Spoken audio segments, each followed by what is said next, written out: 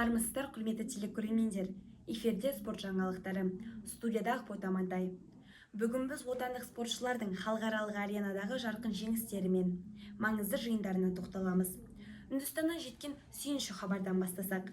Қазақстандық теннисші Жібек Құланбаева Аурангабадта өткен ITF турнирінде топ жарды. Ресейлік Екатерина Яшинамен жұптасқан отандасымыз финалда Германия мен Өзбекстан спортшыларын 6-1, 6-4 есебімен сенімді жеңіп, чемпион атанды. Айта кетсек, бұл Жібектің осымен екінші апта қатарынан алған бас жүлдесі. Ал елордамыз Астанада дзюдо жаттықтырушыларының біліктілігін арттыруға арналған маңызды семинар басталды. Мәскеу Олимпиадасының чемпионы Эцио Гамбоның жетекшілігімен өтіп жатқан бұл шара ұлттық құраманы алдағы Азия ойындары мен Гранд Слам турниріне дайындауды көздейді.